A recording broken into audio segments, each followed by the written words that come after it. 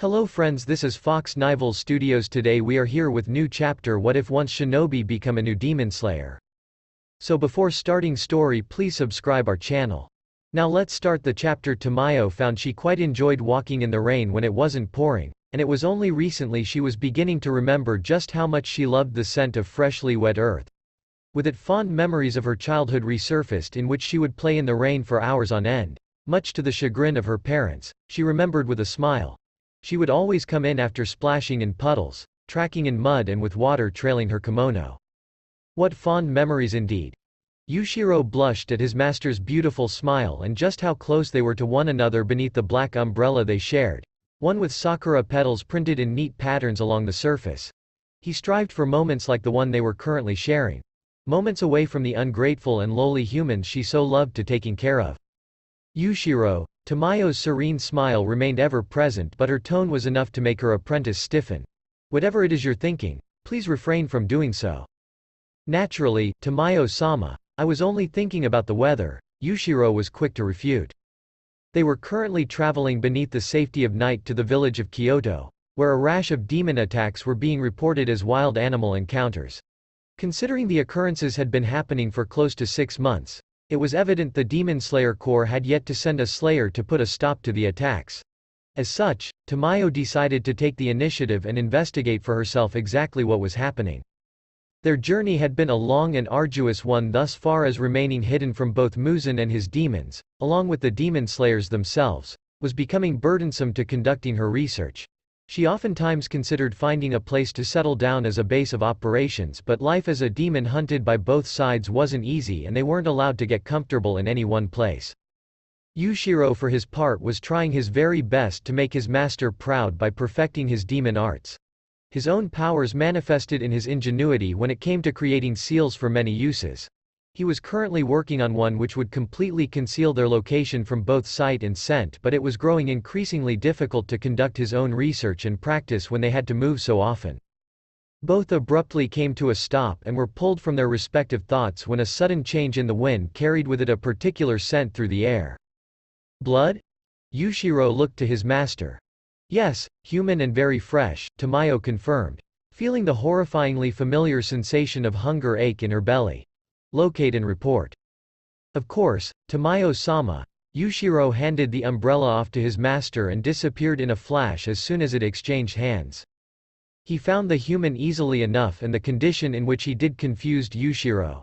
Boulders were shattered, trees toppled, and the earth was upheaved and cratered around a young man wearing the tattered remains of an orange suit. His hair was a bright shade of blonde where his blood had it soaked, running down his battered face and through a set of peculiar whisker-like scars on his face, possible birthmarks with just how symmetrical they were. He was also still alive, as evident by the slow rising and falling of his chest, which was marred by scars old and some still pink. There was no sign of a Nichiren katana and he didn't wear the uniform, so it wasn't likely he was a demon slayer. Yet it looked like he'd just been through battle. He was clearly wounded, but there was no scent or otherwise to indicate a demon attack, or that of an animal for that matter. Considering he carved through the forest and ground, it was hard for Yushiro to come up with an educated assumption as to exactly what had occurred to him, or even what he was. He was no demon, and yet, humans short of the strongest of the demon slayers simply weren't resilient enough to withstand upheaving earth and destroying trees without they themselves becoming little more than a splatter. The wind carried the smell of his blood and the rain only amplified it, confirming he was in fact human. It also hungered Yushiro, considering it had been days since his last feeding and it was becoming difficult showing his restraint despite trying his best for his master's sake. Compose yourself, Tamayo soothed, placing a hand on his shoulder. Yushiro's lavender eyes widened at her sudden and undetected appearance. His head fell in shame at being found lusting for blood. Do not fret, Yushiro. We will eat soon enough, but for now, we must help this young man, Tamayo said, speaking with great sympathy for her apprentice, along with buried regret. Yushiro was too distressed to detect the movement until he was being pushed away by his master. Tamayo tried clawing at the young man's iron grip on her throat but found she was unable to pierce his skin as he hoisted her level with his wild blue eyes. What are you? The young man demanded, his voice hoarse. I sense death from you. Before Tamayo could even attempt to speak, Yushiro reappeared ready to strike. The human surprised both by moving faster than Yushiro, snatching him out of the air without removing his attention from Tamayo, now holding master and apprentice in his hands. Yushiro tried to use his own enhanced strength to break free of the human's grasp but found the vice on his neck tightening the more he struggled. He wildly grasped at the human's neck, taking him into his hand much in the way he held them, but no matter how hard he tried to tear away his throat, there was no give. We do not mean you any harm, Tamayo gasped. Her elongated claws now rested against her own forearm, ready to use her demonic arts. Your eyes, the wild look on his face seemed to settle down ever so slightly. To Tamayo's surprise, she found there were tears building in his own eyes. Your eyes, he repeated softly, his grip loosening until he released them both. Are you a Hyuga? There was reluctant hope in that question. A Hyuga? Tamayo cautiously asked. I'm afraid I don't. How dare you touch Tamayo-sama? Yushiro charged at the man as fast as he possibly could and with every intent to kill the human for his transgression. Yushiro, don't. Tamayo watched hopelessly as the young man, despite being hurt and never once taking his eyes off her, once again caught Yushiro's attack, catching and crushing his hand easily. He moved quickly, throwing her away to slam Yushiro into the ground using his own momentum against him, the sheer force of his attack burying her apprentice into the ground. A sphere of beautiful blue light appeared in the young man's right hand. Without knowing what the attack was, Tamayo knew it would momentarily kill him should it connect. What the hell are you? The young man demanded again as he held Yushiro down with his foot. I don't have to answer you, human filth. Yushiro involuntarily spitting blood at the young man, his attack having inflicted great internal damage. You touched Tamayo-sama and for that you must die. Wait. The spiraling ball stopped mere inches from Yushiro's face but he didn't stop glaring at her downed apprentice. We're demons but we won't hurt you. Tamayo shouted despite the situation thus far being in the stranger's favor. Demons? He seemed even more confused but thankfully stepped off and away from Yushiro, canceling his attack, the blue ball shattering in strings of brilliant white wisps. Despite the situation, Tamayo was incredibly curious about this human boy. Having reached a similar realization as her apprentice, she observed the young man's overwhelming strength. A strength only typically possessed by either demons or their slayers, and he was clearly neither. As in real demons? The man asked as he cautiously looked between the two. Yes, Tamayo answered just as cautiously. She pointed at her apprentice, who was clearly readying himself for another attack. Stay down, Yushiro. Being demons he couldn't kill them in the typical sense, but he could hurt them until daybreak, which wasn't too far off and she wasn't entirely confident they could defeat him, even wounded. This alone greatly intrigued her but the situation called for diplomacy. My name is Tamayo and he is Yushiro, Tamayo began calmly, cautiously approaching the young man. And like I said before, yes, we are both demons but we mean you no harm. Something seemed to come together in the man's eyes, his hardened expression softening into something nearing defeat. Am I in hell then? He muttered, more so to himself as he took in the surrounds of the damp dark forest. Am I dead? Hell? Tamayo could hear the anguish in his words. Dead? Why would you think that? Instead of answering, the young man abruptly fell to a knee. He covered his mouth, trying to hold in a cough, resulting in blood spurting from his nose. Shit, I really did lose. I failed them all, he muttered as he fell forward, his eyes closing just as his face hit the ground, unmoving except for his slow breathing.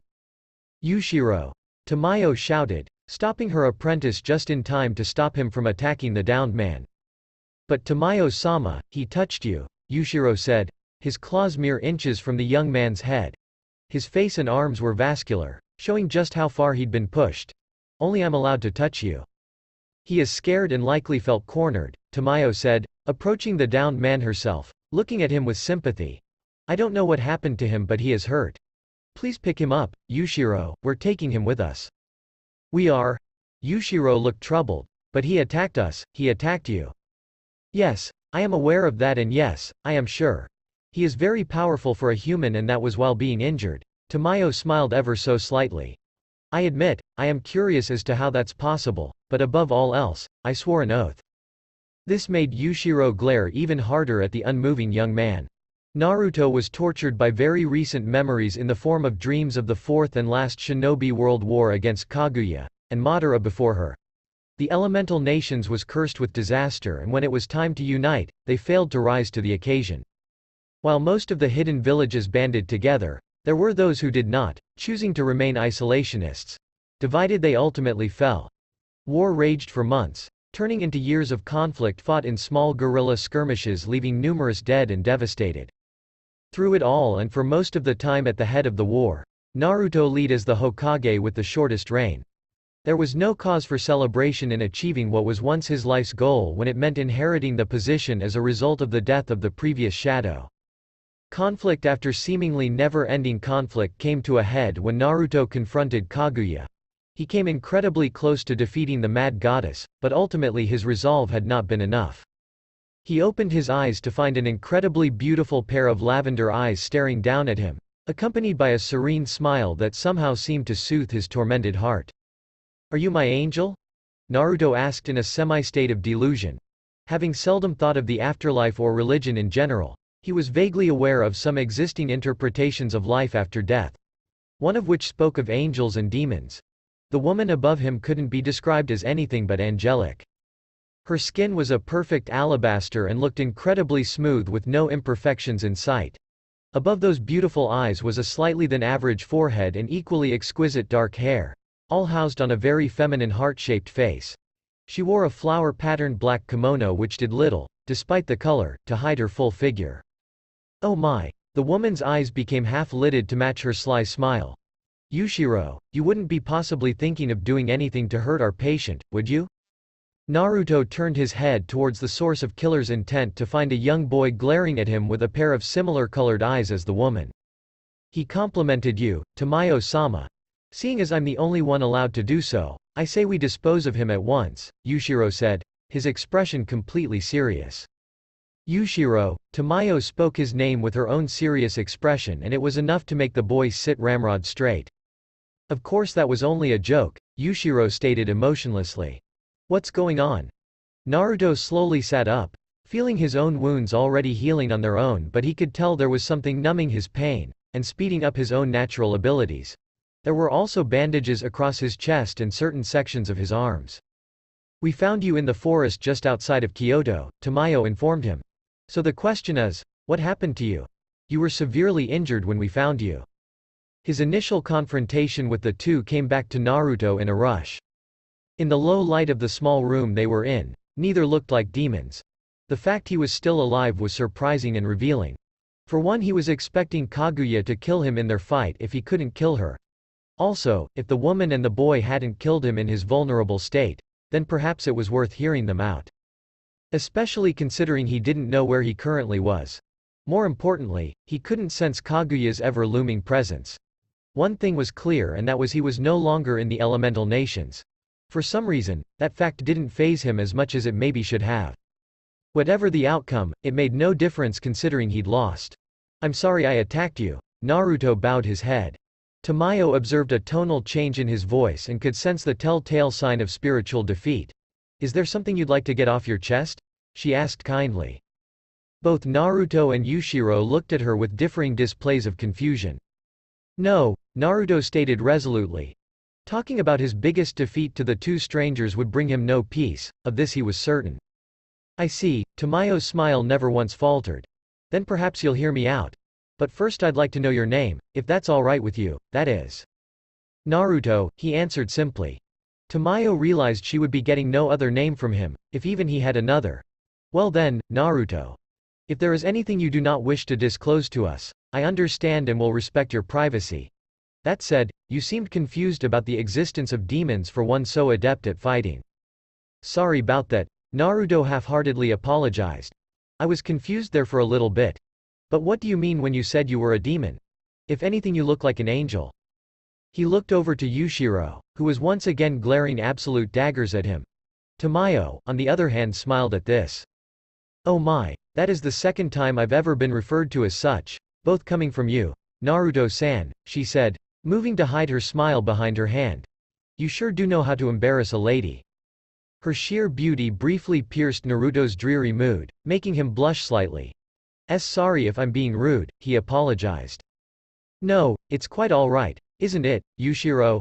Tamayo said through a smile and closed eyes. seeing her apprentice beginning to stand. If that is what you wish, Tamayo-sama, Yushiro grit out. Naruto could sense every time the boy's killing intent spiked, and it did so every time he spoke to the woman, especially so when he accidentally complimented her. As to your earlier question, you see, I am in fact a demon. As is my apprentice, Yushiro. I hope that doesn't bother you, Tamayo said. As in you, Naruto reconsidered mentioning the tailed beasts. Granted, he no longer contained Kurama, he didn't want to reveal too much without knowing where he was or exactly what was going on. Either way, he knew they weren't referencing being a Jinchuriki. What do you mean you're a demon? So you really don't know about demons? Tamayo hummed in interest. She was beginning to form a hypothesis as why the mysterious young man seemed so uninformed. There did, of course, exist the possibility he was deceiving them, but she didn't believe that to be the case. No, I know what a demon is, or at least I have my definition of one. Does that mean everyone here are demons? Naruto asked. Typically the word demon carried derogatory connotations. Naruto knew this all too well considering he'd been called one most of his childhood. However, something about the woman and the boy had him on edge since the moment he'd awoken. There was a deep darkness festering inside the woman, a darkness so pronounced that he could sense it without concentrating. The boy was different. There was an unmistakable anger radiating off him, but it was the woman who truly concerned Naruto. If everyone was like the woman, then there existed the possibility he really had died in his battle with Kaguya and his torture had yet to begin. Not everyone, no, Tamayo said, briefly looking out the window of the small room they all shared. As a matter of fact, humans very much rule this world, most unaware of the threat that inhabits it. The threat of demons, that is. Are you saying you're a threat to these humans? Naruto asked. He stilled his form and began to gather nature chakra, feeling immediately something was different about the chakra he was blending with his own. I assure you we are not. Tamayo felt absolutely her immortal life was in danger suddenly. Judging by the way Yushiro stiffened, his instincts also warned him of this. If she weren't careful with what she said next, there existed a real possibility he would kill them both if a prolonged battle ensued into the daylight now a mere hour away. Explain yourself, Naruto said demanded as he did nothing to hide the changing of his eyes. Tamayo noticed this and despite walking a thin line, she was incredibly curious about this change. I will. I only ask you listen without interruption. I will answer your individual question after I'm done explaining everything because I imagine you know very little of our world, Tamayo said. The slight widening of his now yellowed eyes gave more credence to her theory. Naruto nodded his acceptance but did not relinquish his hold on his sage mode. She began from the beginning of human history, quickly showing the differences in their worlds.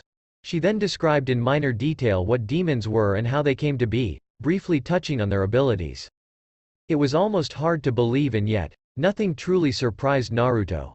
At one point in life he believed he was little more than a no-named orphan, only to discover he was the Jinchuriki son of the fourth Hokage and one of the few survivors of a once great clan.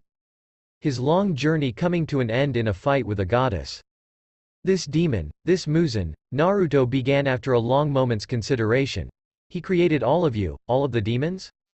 Turned would be a more apt description, but yes. That is with the exception of Yushiro. I turned him myself, Tamayo said, averting her eyes as she admitted this. Why would you do something so stupid?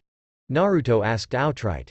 He caught the clawed hand aimed for his neck without looking away from Tamayo as he awaited her response. Yushiro. Tamayo scolded. I was only trying to swat a fly that landed on his neck, Yushiro said, offering his master a bow before retaking his seat next to her. Tamayo turned to Naruto downcast. I gave him a choice, the same choice I've given a few of my other dying patients. Death or become a demon. Do not think I came to this decision lightly, Naruto-san, because most don't survive with their minds intact, or at all for that matter. But you see, I believed they deserved a chance at a life fate robbed them of. Unfortunately, Yushiro is the only one I've successfully turned in 200 years. But you have to kill people for blood, don't you? Naruto asked as he pulled off his blankets, tossing them in a pile to the side. You said so yourself. Demons feed on humans, killing them to consume them. I am grateful you helped heal me, but you know I can't let you eat anyone else, even if it's what you need to do to survive. The atmosphere in the room was becoming increasingly heavy. Yushiro looked on the brink of attacking and Tamayo didn't think she could restrain him if Naruto acted first. To make matters more dangerous, the more time she spent in his presence, the more it became apparent they were in the presence of an incredibly powerful human. "We subside on donations," Tamayo quickly said. "Or we buy blood from those willing and in need of compensation. We haven't devoured any humans." Naruto turned to regard Yushiro briefly, making him flinch despite himself, and then returned his attention to Tamayo. "He may not have, but what about you?" A crack in Tamayo's composure appeared in the widening of her beautiful eyes, confirming Naruto's suspicions. Battle revealed a lot about an opponent and he'd become adept at reading others. She mentioned Muzan turned her many years prior, with her being one of the first he ever turned. Considering just how composed she tried to apparent, he knew there must have been a reason why she chose lock away her emotions behind the facade of a gentle healer. I have, yes. 232 people. Before realizing the error of my ways, Tamayo admitted, tears begging to pool in her eyes. Yushiro looked genuinely surprised by this fact, indicating that even he didn't know the extent of her sins. Naruto decided then he would kill Tamayo. And it's a regret I must live with every day. Their names, their faces, their families. I remember each and every one of them. They serve as a constant reminder of why I must fix this, Tamayo finished, wiping a stray tear with her kimono sleeve. Naruto closed his hand, snuffing out the Rasengan with which he intended to end her existence with. Fix what, exactly? He asked as he reeled in his power and dispelled the nature chakra from his body. Yushiro observed from the corner of his eyes as a small decorative bonsai in the corner of the room grew considerably as soon as the suffocating feeling of oppression lifted. The demon disease, Tamayo said, meeting his eyes once more. To atone for my actions I became a healer. Beyond that, I have two goals in life. The first and most important is to stop Muzan so that he never changes another human into a demon. The second, I want to find a way to turn demons back into humans. Is that even possible? Naruto asked. Every disease has to have a cure, does it not? Tamayo asked. No, not always, Naruto said. No matter how much you try, sometimes things just don't pan out how you want them to. It didn't for him. Perhaps, Tamayo relented sadly. But I have no option but to try. Naruto studied the woman, knowing deep down she was telling the truth. Coexisting beside the sickening sensation of death inside Tamayo was a deep grief and regret. Her tears were very much real, but he'd made the mistake of forgiving a mass murderer once just because he was a perceived friend. But then again, this new place, or maybe this new world, it didn't belong to him and he didn't belong to it. Naruto had no obligation to protect anyone. Okay. Naruto stood, looking down at both of them. I believe you. Just know that if I ever discover you hurt so much as one person, I'll kill you myself. The both of you, he warned. Wait. Tamayo called out after him just as he reached for the door. She had a commanding hand on Yushiro's shoulder, holding him back from attacking once more. Where will you go? I need to find a way back, Naruto said, looking over his shoulder. A way back where? Tamayo asked. A way back home. There's something I need to finish, Naruto said, walking out of the room. Tamayo watched him go, feeling an odd sense of regret. He was an anomaly, a powerful one with unmistakable morals at that. If ever there was a chance to stop Muzan, she just watched it walk away. Naruto slammed his hand down to the ground once more, pouring even more chakra into the technique, shattering the earth beneath from the force of his frustration, finding once more his summoning technique had failed.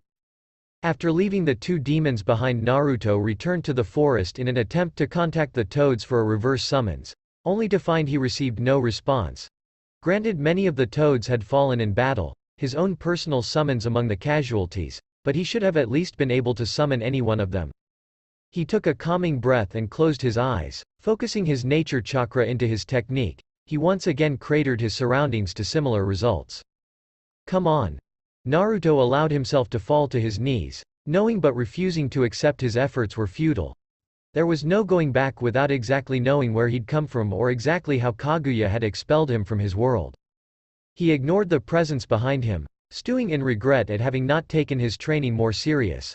As Naruto saw it, the only likely solution to his current problem would be the sealing arts. If his father was able to traverse time and space using the Flying Thunder God technique, then it stood to reason he may find a way back through similar means. Unfortunately, without any learning material or someone to teach him, his familial arts were lost to him. Is there anything we can do to help? Tamayo asked kindly. Naruto's eyes became unfocused. Not unless you happen to know how to manipulate space and time, he muttered. Tamayo took some time to respond. I can't say I do, she said, speaking softly. But I believe I still may be of some help. Naruto looked to her, finding Yushiro glued to her side again. Yeah, how's that? We demons are capable of feats previously thought to be impossible by humans. We call these abilities demon arts, Tamayo explained. I will be upfront in saying I cannot promise we'll be able to find a way for you to return to wherever it is you need to return, but I do believe it'll be your best chance. Demon arts? Naruto wondered if they were similar to his own techniques. This intrigued him, but he was also well aware she wanted something in return. What do you want from me? You are very perceptive for someone your age, Tamayo observed. And you are correct in assuming I need something from you. So then what is it? Naruto pressed, feeling his patience quickly becoming strained. Help me find a cure for the demonic ailment, Tamayo implored. You are not a demon slayer and yet you possess immense strength. I realize what I'm asking of you may sound like a most difficult and dangerous task, because it certainly is, but you must understand this isn't a request I can make to others like me or their slayers.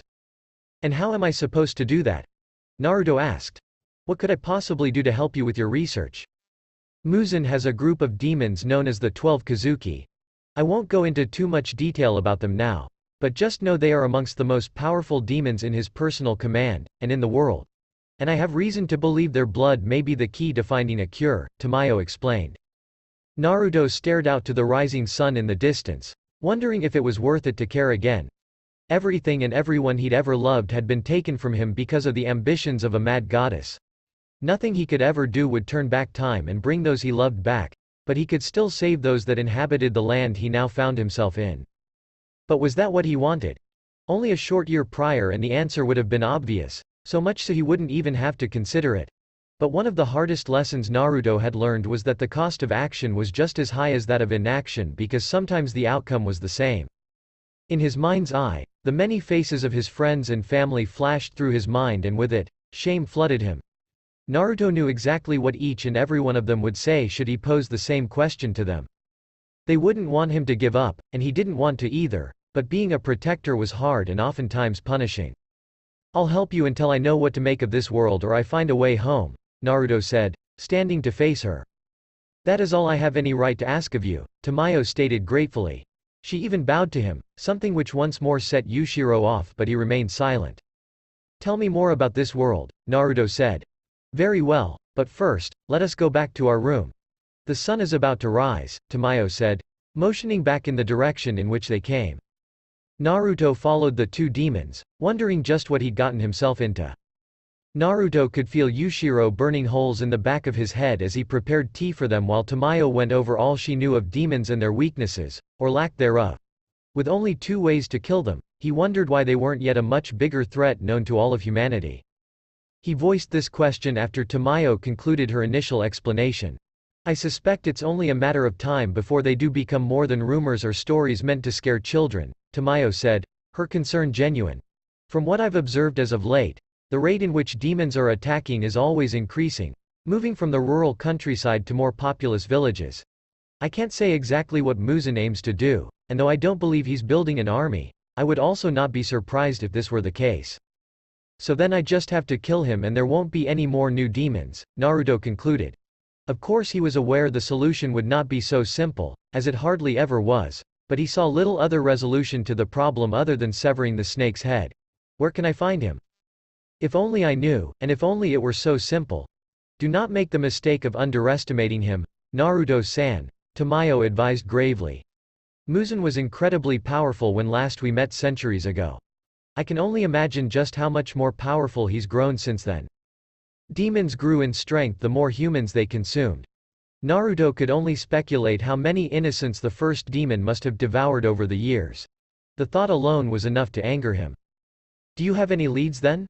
Or maybe any way for me to gather information on where to find him? He asked. Beyond investigating demon attacks, I'm afraid there isn't much I can offer you in the way of leads, and extricating information from his demons is impossible because of the blood which binds them, Tamayo regrettably informed him. If they so much as speak his name, his true name, they die. Then what use? Naruto saw her eyes fell at what he was about to say and stopped himself from continuing. He took a moment to calm himself. He was aware he was quick to anger as of late, because there was much for him to be angry about, and he was angry, but the woman before him, demon or not, had been nothing but kind to him. I'm sorry. You said you were investigating demon attacks in this village?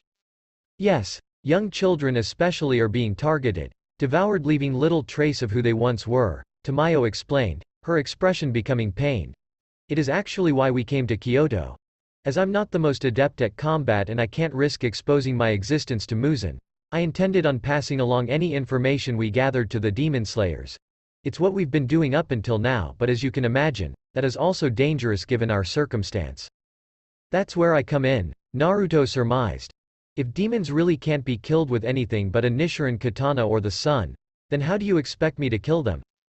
Either you become a demon slayer, or you engage the demon, damaging them continuously until the sun rises, Tamayo said. Can't I just buy a Nichiren katana?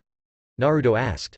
He left the tea Yushiro served him untouched, not fully trusting the demon glaring at him from Tamayo's side. Or no, just take one. You cannot buy one.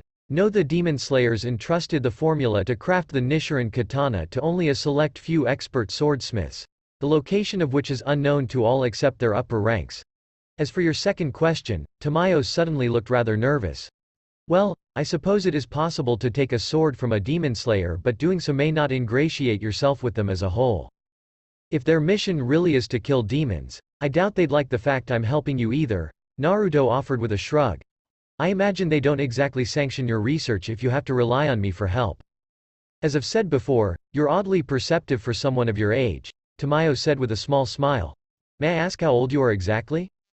17, Naruto answered simply. 17, Tamayo repeated, both visibly and audibly surprised. So young and yet, well, anyway, you are correct. I've met with only one demon slayer before to discuss my goals, and as expected, she shortly thereafter tried to poison me. Though I didn't appreciate the fact she tried to take my life, I am interested in how she developed a poison capable of killing demons. But you said there was only 2 ways to do that, Naruto said. That I can speak to, Tamayo clarified. I don't think I would ever be able to recreate her poisons as my research lies in healing. So I'm afraid your only options are sunlight or potentially joining the Demon Slayer Corps. How did you free yourself of Muzan's control, anyway? Naruto asked, shifting the conversation towards her. You said revealing information about him is enough to kill demons. If we can free them from his grasp like you freed yourself, then maybe they could give us the information we need to find him. It wasn't easy, and to be completely honest, Naruto-san, it isn't something I wish to discuss, or repeat because of how long and tortuous the process was, Tamayo said, averting her eyes. But it could mean getting information that would help me find him, Naruto pressed. You don't think that maybe that's something we should try? Back off. Yushiro growled. If Tamayo-sama says she doesn't want to talk about it, then she doesn't want to talk about it. Naruto barely acknowledged the boy's outburst with little more than a side glance. Yushiro, Tamayo warned, placing a hand on her apprentice's shoulder to calm him down. Fine, Naruto stood abruptly. Since you're no help, I'll figure this out myself. Whatever her reasons, they were of no use to him, nor were they his concern.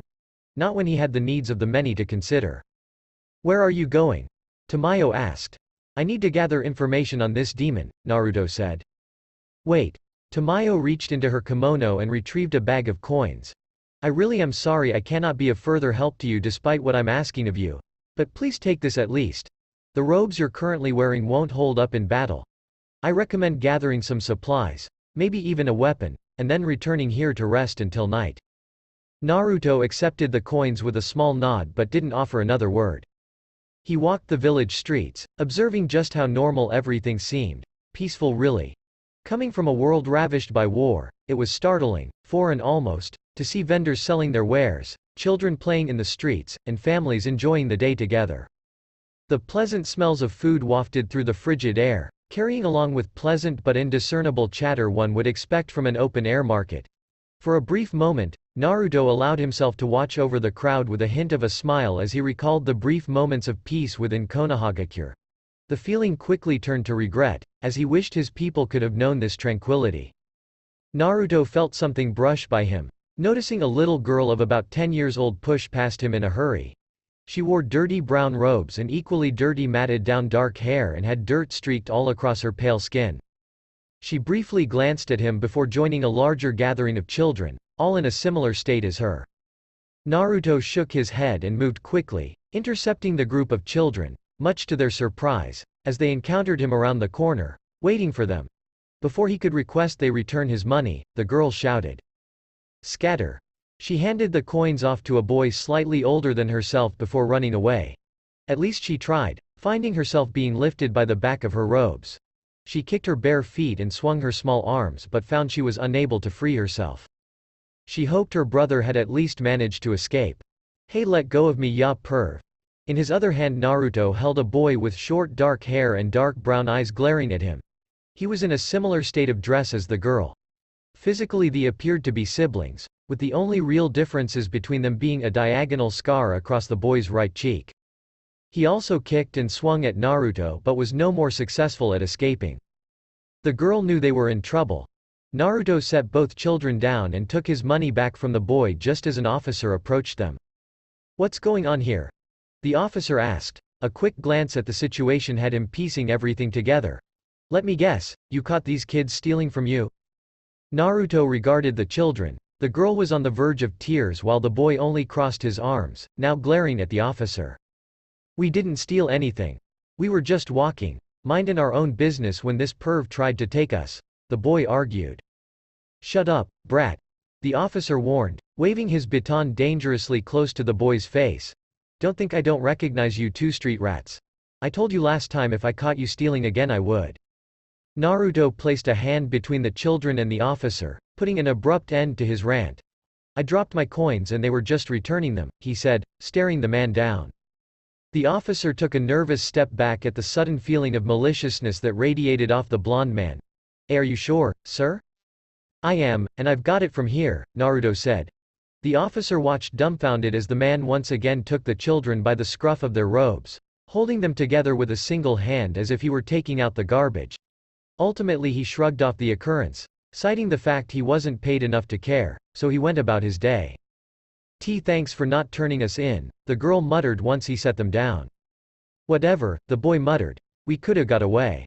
"Shin," the girl pouted. "What's your name, girl?" Naruto asked. "I'm Rika, and this is my brother, Shin," Rika introduced herself with a smile. Naruto noted the lack of a family name. "Orphans?" "Yeah. What of it?"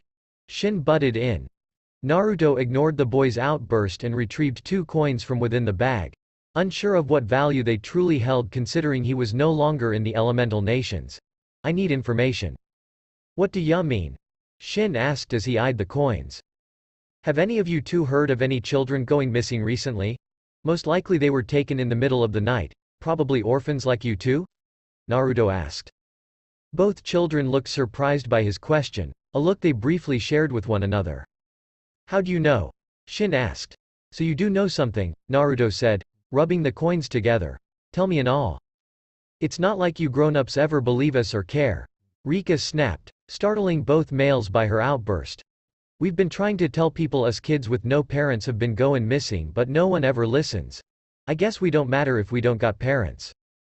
Naruto regarded the 2 children, his default expression softening ever so slightly as he kneeled down to their level. "You may not have parents, but you do have each other." It was obvious neither of the 2 expected that. "What are ya on about?" Shin asked. Meanwhile his sister was staring at Naruto, wide-eyed. "That's more than some people ever get. Keep taking care of each other and everything'll work out in the end," Naruto said, offering the entire coin purse to the girl, who despite her shock, took it. "Now tell me what you know about the missing children." "Follow me," Shin said after it became apparent his sister was having trouble shaking her disbelief. He grabbed her hand and pulled her along, leading them all away from the village. Naruto was taken just outside the village limits to a double-storied home inside a clearing of thick bamboo. It was in a sorry state of disrepair with the appearance of being long abandoned as moss grew over the sides in which the sun was obscured most often, and a few of the windows had been shattered. "You two live here?" Naruto asked, feeling his heart wrench with memories he'd much rather leave buried in the past. "We're not the only ones," Riko said.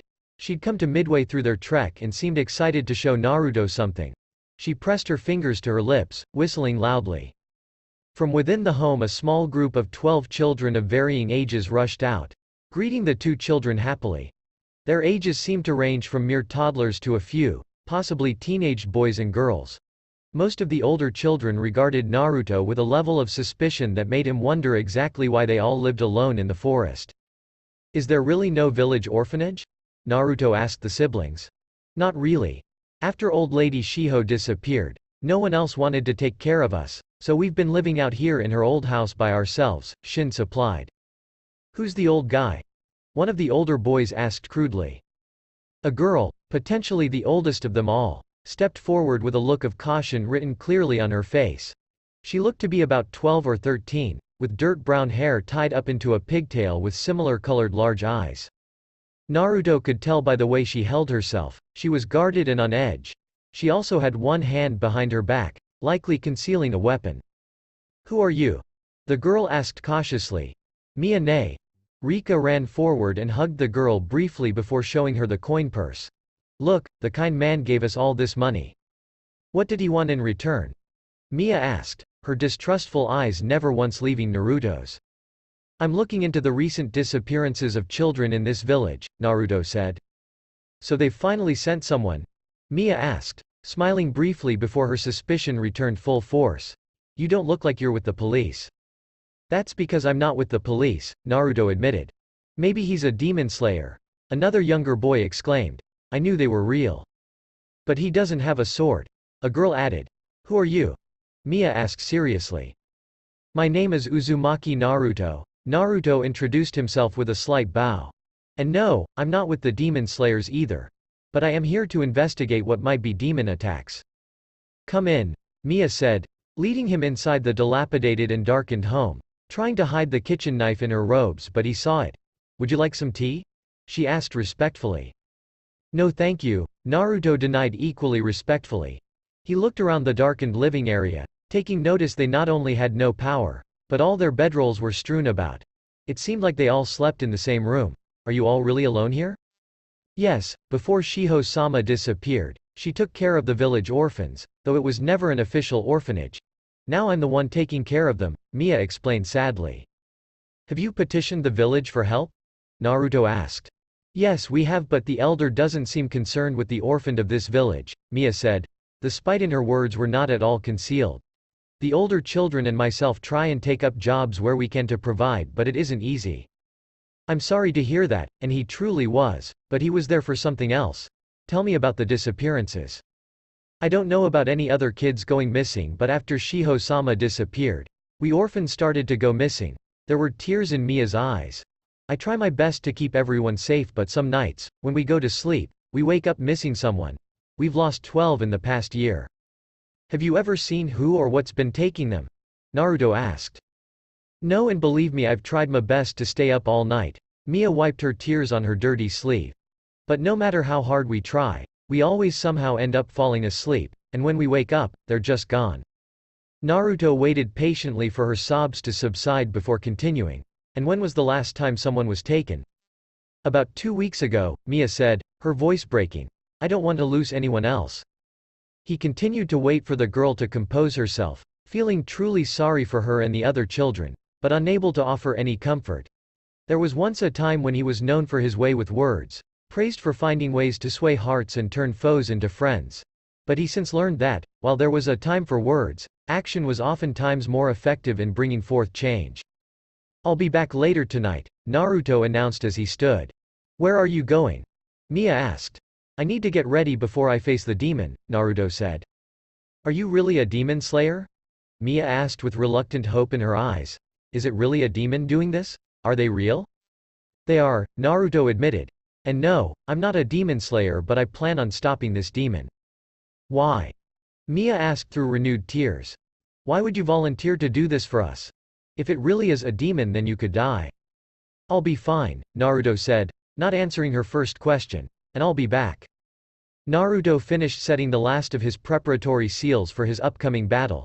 He removed the kimono Tamayo had given him, tossing it to the side. He was by no means a seal master, but he did at the very least know the basics, and he used his limited knowledge to the best of his abilities.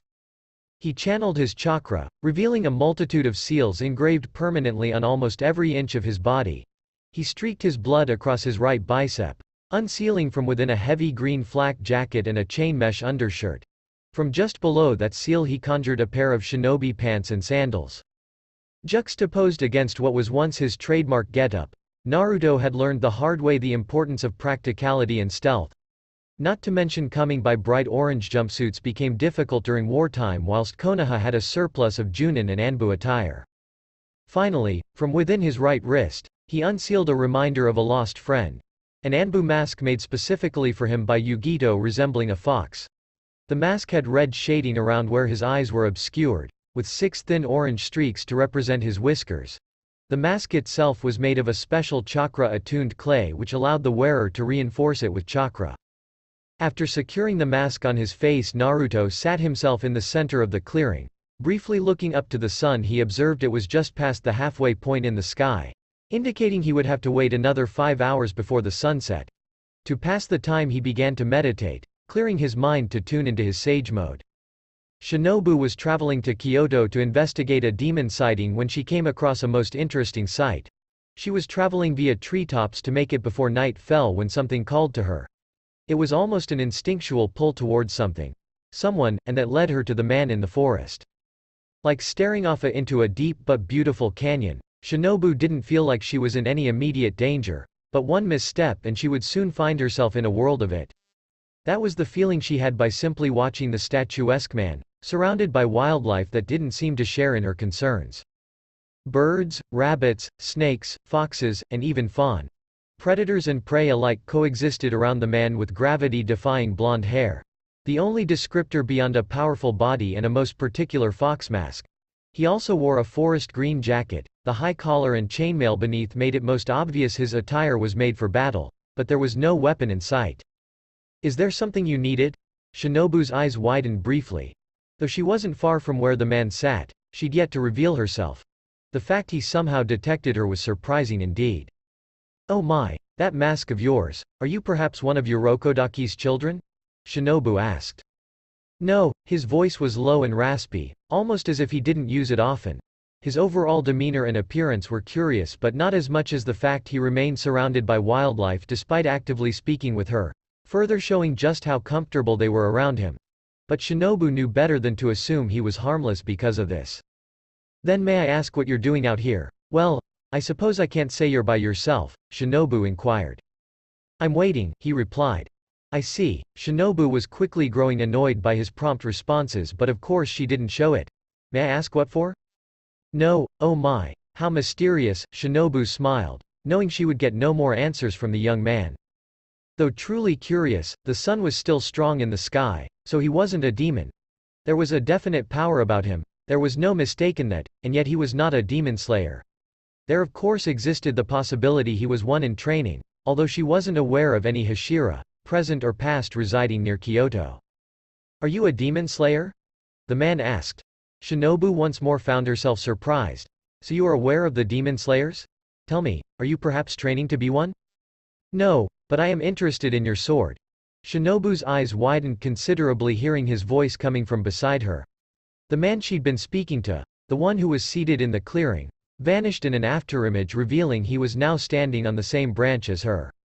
Her surprise continued to mount as he deflected her instinctive sword strike with a mere kunai of all things. Shinobu wasn't known for her strength, but trying to push him back was like trying to push against a block of solid steel. He was unmoving and unflinching. Finally, Shinobu jumped back, her sword poised and ready to strike, hoping dearly it wouldn't have to taste human blood. "I don't mean to fight you. Just had to see what a demon slayer can do," the man said, speaking so casually one would think he was describing the weather. Perhaps to prove a point, he allowed the kunai to hang limply from his index finger, resting in the palm of his hand. "Oh my, and may I ask why you would do such a thing?"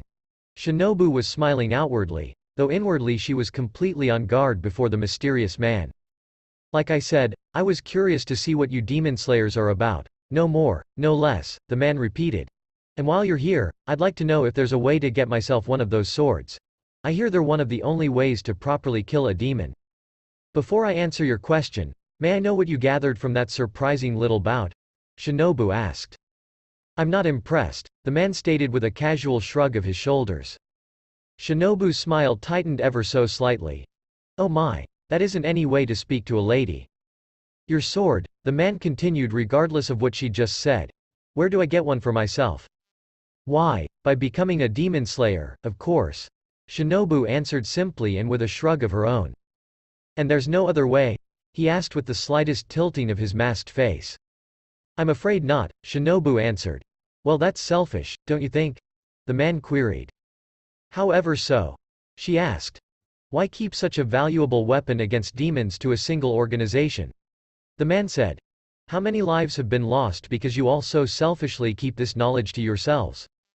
Shinobu didn't have an immediate response to that, much less a justification in her own mind. What if I was to just take one? 8 simple words were enough to immediately set Shinobu on edge again. We'd be honor-bound to take it back, she answered, her sword glinting in the sun. Don't worry, I don't want a broken sword, he said, pocketing his kunai. It had been a long time since someone was able to make Shinobu react. Though she didn't show it, her eye almost twitched with ire. Speaking lowly of her sword was not something she could take lightly. However, before she lost herself to her anger, he spoke again. Be seeing you. Before she could react, he was gone, dispersing into a flutter of leaves, carried away in a passing breeze. Oh my, what an interesting man, Shinobu muttered, sensing he was truly gone. She would definitely report this anomaly to the others, but first and foremost, she had a demon to hunt. Nightfall saw Naruto returning to the makeshift orphanage where he found the children were eagerly waiting for him. I told you he'd be back. Riko cheered as she ran towards him. Naruto held a hand out with a shake of his head, stopping her from further approaching him. Why are you wearing a mask? Mia asked curiously as she comforted a now downtrodden Riko, who returned to her side. He had briefly pulled his mask to the side to make the children aware of who he was, having since changed clothing. After doing so, he placed the mask back onto his face. Because it looks cool. Now, I'll stay in this room with you all while you sleep. If the demon attacks tonight, I'll take care of it, Naruto said. But how are you going to kill it if you don't got a sword? Shin asked. I heard only demon slayer swords were able to kill demons? There are other ways, Naruto answered curtly, but truthfully, he wasn't sure. He planned on testing a few theories that night. All right then, bedtime everyone, Mia announced, to the complaints from the younger children who'd gathered around their guest to ask questions. Naruto was simply relieved to see they'd purchased food with his money, as well as some new blankets. I want a bedtime story. A young boy of about 4 requested. The other children cheered in agreement. All right, but just one, Mia relented with a smile. Behind his mask, Naruto felt his eyes sting at the sight of all the children coming together to care for one another. The older children tucked in the younger ones before they themselves getting into bed, eagerly awaiting the story, revealing they were also very much children at heart despite the burden they bore. He listened along with the children as Mia read by candlelight the story of a mysterious hero who wandered from town to town, saving those in need without ever asking for anything in return. The tale of a hero. Once the story concluded, only a few of the older children remained awake. Mia put the book away and moved to take a seat next to Naruto. Do you think you'll really be able to stop it? She asked in a whisper. Naruto hated speaking in absolutes, especially after having failed to keep many of his promises. In fact, his final promise was to himself in that he would never give his word to anyone ever again. I will, he said. Promise? Mia asked after trying and failing to stifle a yawn. In the end, he failed in that aspect as well.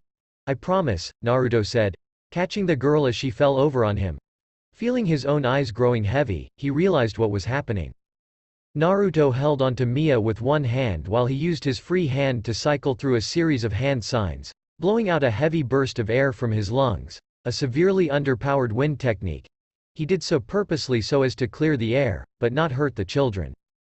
Taking a deep breath, Naruto gently laid Mia down in her bed, tucking her in. He then drew his own blood, creating from it his most powerful clone. No words needed to be exchanged as the clone knew what it was created to do. His sole objective was to protect the children.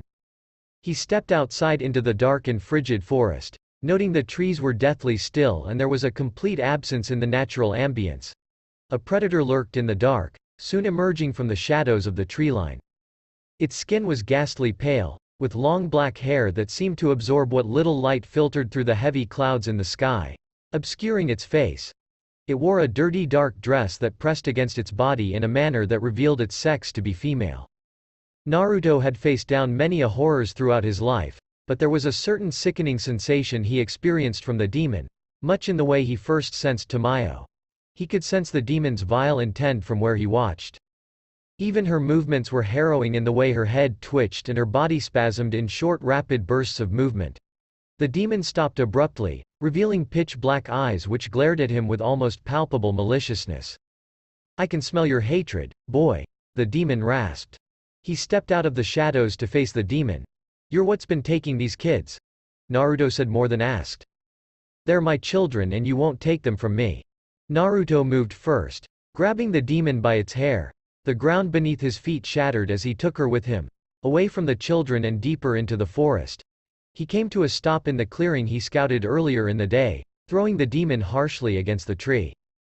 The demon's bones shattered audibly, releasing a pained screech. He crossed his fingers, activating the explosive seal he planted on the tree. The explosion wasn't grand nor was it loud, but it was enough to tear the demon in half, as well as the tree. Naruto launched forward near the demon and tree, reaching both before either fell. He guided the timber's descent right onto the demon, adding his own force behind it. The earth rumbled beneath his feet, rattling the surrounding trees, sending birds scattering into the night. Naruto took a few steps back and waited. Little by little he witnessed as the demon's severed midsection began to reconnect in a gratuitous display of sinew. With little trouble, the demon tossed the tree aside as if it weighed nothing, its head hanging limply to the side. "Why do you get in the way of me and my children?" the demon growled. "They're mine. I will protect them." "I guess not all of you retain your mind after you've been turned," Naruto observed as he created a Rasengan in his right hand and held it out in front of him. "Let's try this." A clone appeared from behind the demon. Grasping the demon from behind her head, he slammed her face first into his Rasengan. His clone dispersed and Naruto increased the size and intensity of his technique, completely encompassing the demon's head and some of its upper body. Another clone appeared beside him, kicking the demon's headless body upwards. Both began to quickly run through a series of hand signs. The clone expelled a strong stream of fire from its mouth while Naruto, a powerful jet of air. Their techniques combined to create a massive targeted flame which burned extremely hot, momentarily illuminating the dark forest. Releasing their techniques, both observed nothing remained of the demon. At least that was the case until seemingly from out of nowhere, dark globules of black blood began to gather on the ground, eventually reforming the demon in its entirety. "Well shit," the clone muttered. "They really can heal from anything." "Seems that way, yeah," Naruto agreed with a sigh. "Fine, keep killing it until the sun rises while I go talk to our Vizity." "Sure. You go talk to the hot chick while I have to deal with ugly here," the clone muttered before rushing the clone head on. Naruto shook his head as he melded with the shadows once more and quickly located the woman using his sense of hearing alone, her presence interrupting the natural flow of the wind through the forest. He appeared on a branch above and behind the woman. "Oh my. You're able to make copies of yourself in Spitfire," the woman observed, revealing she too was aware of his presence. "May I ask how? Clearly you're not a demon yourself and yet you display art similar to one." "Yano, when I said I'd be seeing you, I didn't think it would be this soon," Naruto said. "Well, it's not like you're exactly being quiet out here," the woman said with an amused smile. "And I don't believe you answered my question."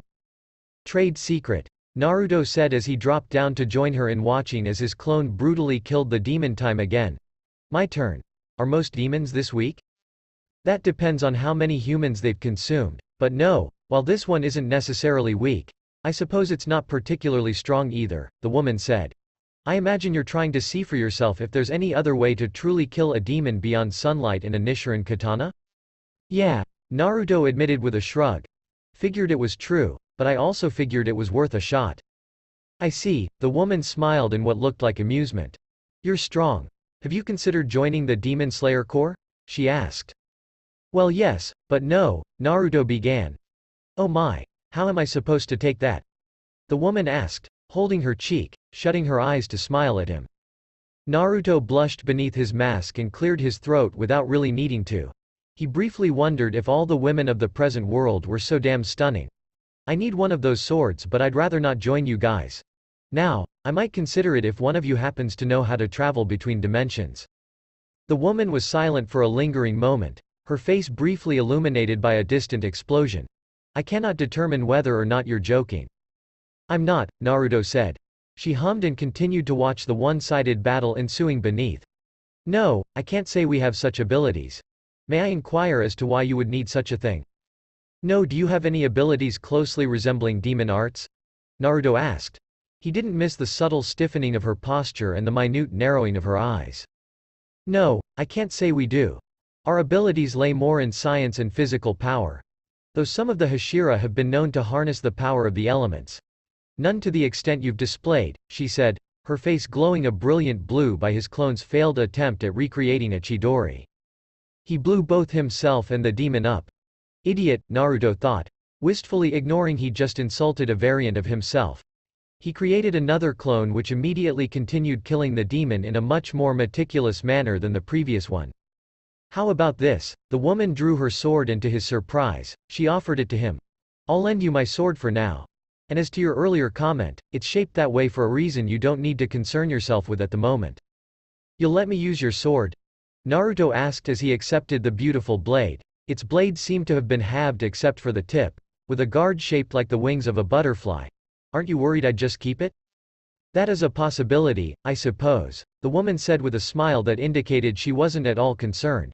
But I doubt you'd ask such a question if you'd intended on doing so. What an assumption, but you're right. This doesn't feel like something I'd like to carry around, Naruto said, suddenly feeling a sense of dread radiating from the ever-smiling woman. Not that there's anything wrong with it, Yano?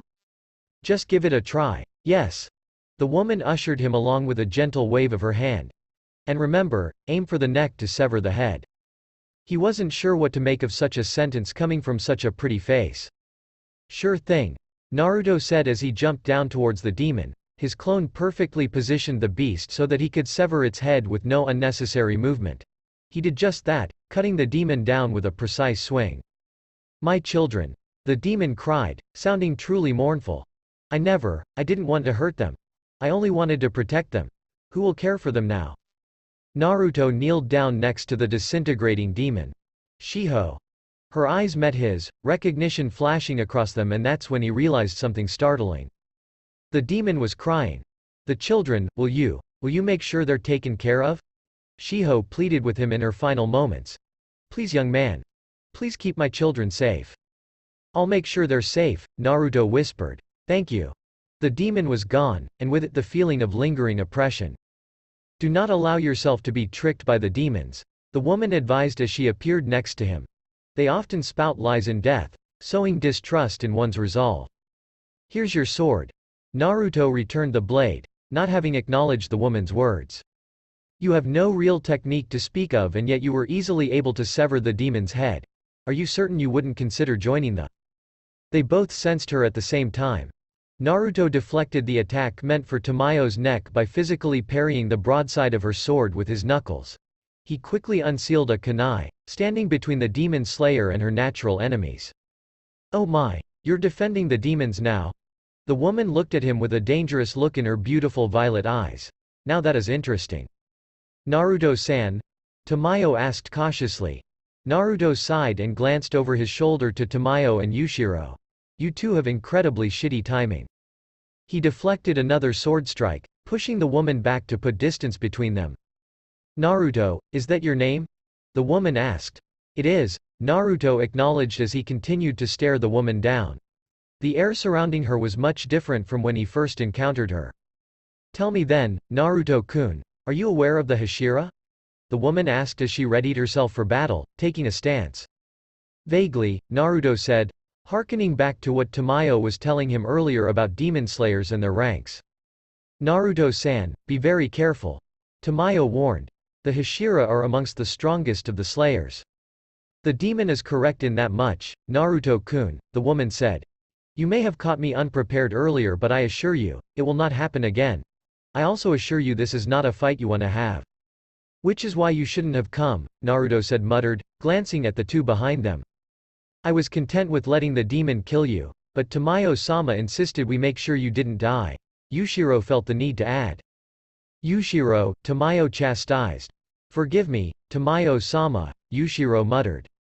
Oh my. Look at how you all fraternize. The woman shook her head, her smile falling away for the first time. Are you not aware of who that is, Naruto-kun? Naruto, be careful. That is Kocho Shinobu, the insect Hashira. Tamayo shouted. She is incredibly proficient in poisons. Her loss in composure was telling. And that is the demon known as Tamayo, one of Muzan's top demons, Shinobu said as she began to slowly circle them. So I will give you one, and only one more chance to step aside and allow me to slay this demon. Better yet, if you're able to slay her follower after I slay her, I'll personally recommend you for the final selection. I can't let you do that, Naruto said as he followed her, keeping himself between the swordswoman, Tamayo and Yushiro. And pray tell why not? Shinobu asked. Would you believe me if I said they're good demons? Naruto asked rhetorically, playing his final hand at diplomacy. Well, Tamayo is anyways. Between you and me, I think her assistant may not like me all that much. No, as there is not such a thing as a good demon, Shinobu said. So if you will not step aside, I will have to go through you. It is up to you what that entails. I guess there's no helping it then, Naruto said, his own voice resolute. Shinobu glared at him. If you do not move I will kill you. Do you understand what I'm telling you? This is not a joking matter. Naruto sighed again and nodded. Yeah, I know. Very well. Shinobu stopped circling them, closing her eyes. Earlier you said you wanted to see what a demon slayer is capable of. Allow me to show you. With nothing further exchanged between the two, they both charged forward. Naruto was unpleasantly surprised by Shinobu's sheer speed. Her sword strike was more of a thrust aimed for his shoulder, a non-lethal attack. He managed to deflect it, but nevertheless, she had gotten much closer to actually hitting him than he was comfortable with. Considering his opponent was said to be proficient in poisons, he put in extra force in his deflection, breaking her stance. While his passive healing was still better than most medical ninjutsu, that was when he was at full strength, which he wasn't. Losing Kurama's own healing boost had also been a huge detriment. If she managed to poison him with a toxin more powerful than what his body could naturally filter, the woman could potentially kill him. Naruto struck before she could recover her stance, using his kunai to rip her katana out of her hands painfully, her weapon becoming lodged deep into the side of a nearby tree. Before Shinobu could attempt to distance herself from her aggressor to retrieve it, she found her world turning sideways and then she felt pain.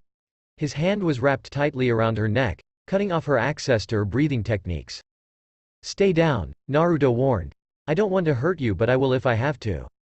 Shinobu glared at the masked man above her, feeling hatred course through her for his physicality and superior speed to her own. She now regretted having avoided taking his life. It was a mistake she would not make twice. If he'd allied himself with the demons, then the blood of their victims also stained his hands.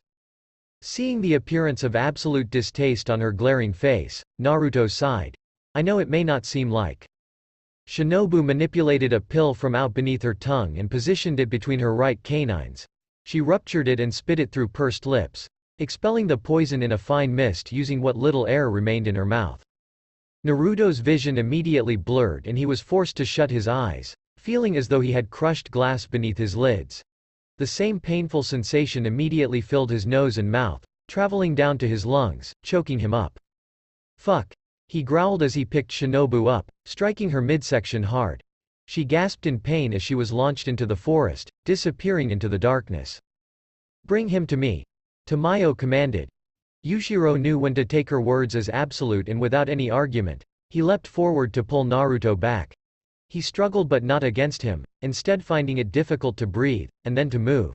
His arms and legs were becoming numb despite the mounting pain. He laid at him at his master's feet. My clone. Naruto gasped out with what little breath remained in his lungs. Get, my. But neither master nor student were aware of what he was referring to, sharing between them a troubled look. To Naruto's panic, the immense pain he found himself in made it difficult to manipulate his chakra beyond wildly flaring it. He could no longer move his hands to manually create a clone, and it was likely neither Tamayo nor Yushiro would know what he was referring to. His only hope was that his clone was actively trying to sense his surroundings, his previous shadow clone having dispelled itself upon killing the demon Shiho. Tamayo kneeled next to Naruto and pressed her mouth to his neck, biting down on it harder than what she first anticipated, tasting his blood. Tamayo-sama? Yushiro looked aghast at her actions. Tamayo spit his blood out, her mouth steaming as it burned. Wisteria poison combined with an incredibly powerful paralytic. Her words came out muffled due to the loss of half her tongue to the wisteria. But Yushiro seemed to understand just as well. It's what's affecting him. Quickly, retrieve the steroids and bring them here. But Tamayo-sama, the demon slayer. Yushiro tried argue. Now, Yushiro. Tamayo growled, her fangs growing more pronounced. The minor illusion she placed on herself falling away to reveal her true demonic features. Yushiro had very rarely witnessed the demon coming out of his master and there was no mistaking it. Tamayo was angry. Why yes, Tamayo-sama. Yushiro bounded away, running as fast as he could.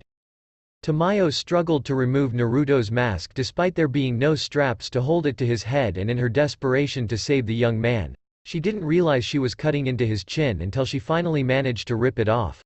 His very blood seemed to burn her fingertips, and despite the pain, she regretted having hurt him further, leaving 3 deep gashes on the underside of his chin.